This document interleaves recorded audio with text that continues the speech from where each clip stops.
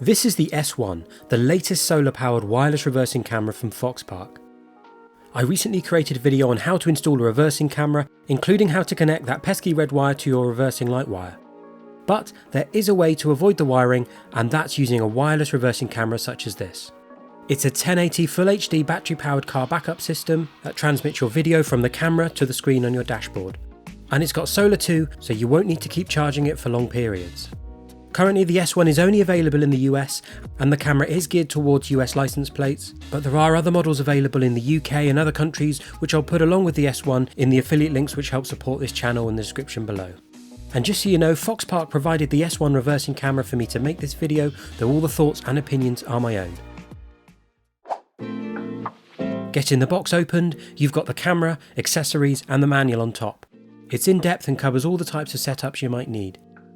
Let's start with the fun bit, the screen. It's 5¼ by 3¼ inches with a 5-inch screen diagonally and a slight lip at the top to keep the sun off. On the back there's a 4-pin connector and cable and the mounting slots, whilst on the one side there are 2 LEDs and on the other side an up, down and menu button. On the top of the screen is an air vent and a small antenna, and on the bottom another air vent. Taking the protective film off, there's a semi-reflective screen below. Putting that to one side, the other half of this product is the wireless camera. The module is mounted to a piece of metal, designed to fit behind a US license plate with holes to account for the screw positioning. This is where it isn't so compatible with the UK number plates, as the mounting won't line up, but there's an option to get round that which I'll show shortly.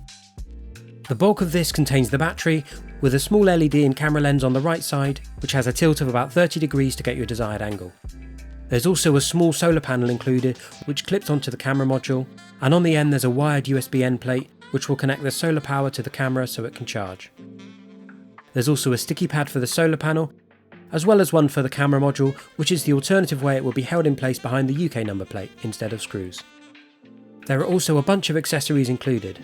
Up first is the 4-pin to 12V port power adapter, which has an on-off button, an aux port and a USB-A port. The cable is 11.5 feet long.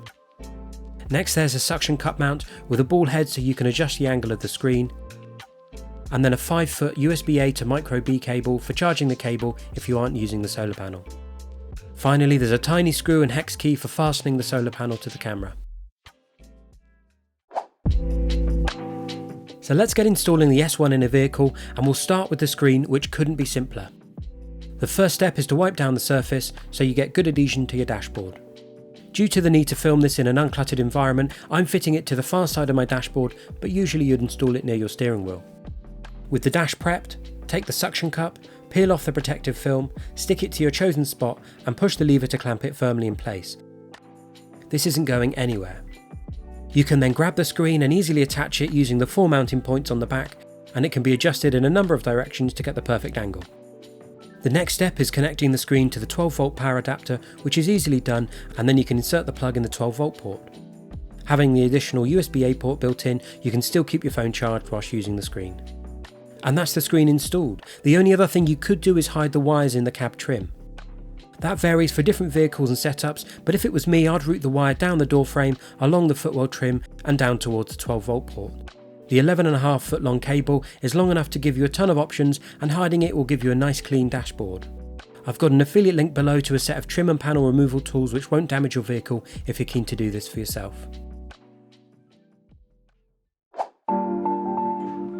Now the screen's installed, let's get started with the camera, which isn't any harder. Whether you're screwing the camera in place or just wedging it behind the license plate, the included sticky pad is a must and will give you that extra bit of security and stop any rattles. To start, remove your license plate, and you'll see I've got my wired in reversing camera from the previous video here. So ignore that because this video is all about how to avoid doing that wiring. Sit the camera over the top or under the bottom of the license plate depending on your preference, and find your ideal location.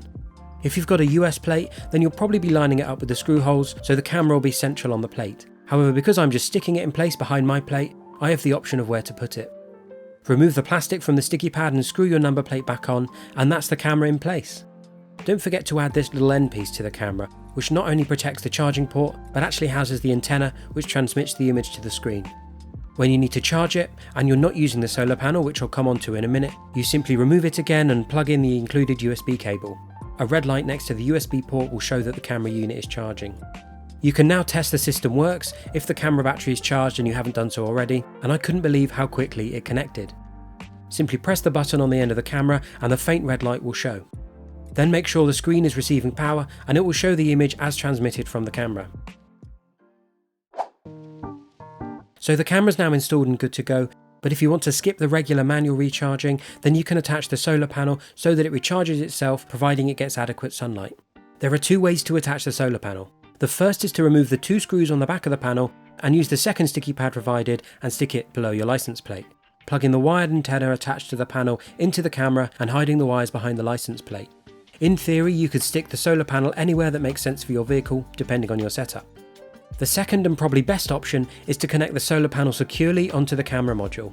There's a small security screw underneath the camera which you first need to remove using the hex key provided, and remember there's a spare screw in case you lose it, and the camera will then be loose on its mount.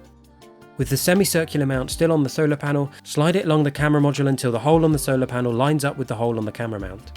You can then tighten the security screw, securing both the solar panel and the camera module together. Then plug the wired antenna firmly into the camera unit and hide the wires behind it all, and you'll be left with a neat self-charging wireless reversing camera. Using the reversing camera is incredibly simple. Once turned on, the camera remains on, just in sleep mode.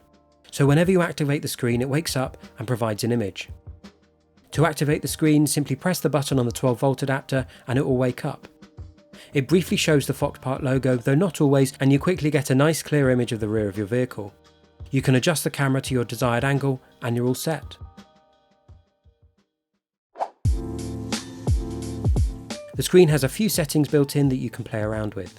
To access these, power the screen and press the M menu button on the side and use the arrows to navigate around. Up first is pair, and this is how you pair your camera, though it does come pre-paired, as well as room for a second camera if you have one, say, for the front of your car, though I don't and haven't tested this feature. The next is BC control, where you can adjust the brightness and contrast of the screen. The next is MU control, and this allows you to mirror the image or flip the image upside down, which is useful if you've installed the camera to the underside of your number plate. The fourth setting is reversing time, and here you can tell the screen to stay on for 45, 60 or 90 seconds while you reverse. Of course, the longer you have the screen on, the more battery it will consume from the camera. Next, you can turn the static reversing line off. Finally, you can return all your settings to the factory defaults. There are a few more important things to know about the Foxpark S1. Firstly, the image quality is really nice. Although it's a small screen, you get a very clear image and the camera changes the exposure to suit the scenario, so if you're going from bright sunlight to shade, you're covered. The nighttime quality is also very clear and you won't have any problems lining up your reverse parking. Without using the solar panel, the battery should last about 75 days when full, 45 days when on 70%, 20 days when on 40%, and 10 days when on 20%. This is all temperature dependent though, and the S1 has an operating range of 140 degrees Fahrenheit or 60 degrees Celsius down to -4F or -20C. Battery life at these temperatures will be around 44%, and below that it just won't really work at all. If using the solar panel, it's a great idea to ensure that it's always kept clean so it can charge the camera module as efficiently as possible. Foxpark says that if the panel is in 2 hours of direct sunlight a day and the device is used for 60 seconds 3 times a day, you shouldn't need to charge the battery for 3 to 6 months, so the solar panel really provides a bit of extra charge rather than you never needing to plug it into power ever again. Though the more sunlight you can give it, the better. The Foxpark S1 is a fantastic way to add a reversing camera to your car without any wiring. It feels well made and is a solid camera unit with a screen that gives clear, enhanced visibility to vehicles that aren't blessed with tech. With the solar panel attached to the camera module, it is quite a big unit, and my preference would be to have it screwed to the license plate rather than just stuck. It would be amazing to see mounting options for UK plates at some point in the future. I had no problems with the wireless connection between the camera and screen at all during testing and found it to be very stable at all times. If you're interested in getting the S1 or one of their other models, I've got affiliate links in the description below, and if you've made it this far, thank you, and be sure to subscribe if you think I've earned it. Thanks for watching.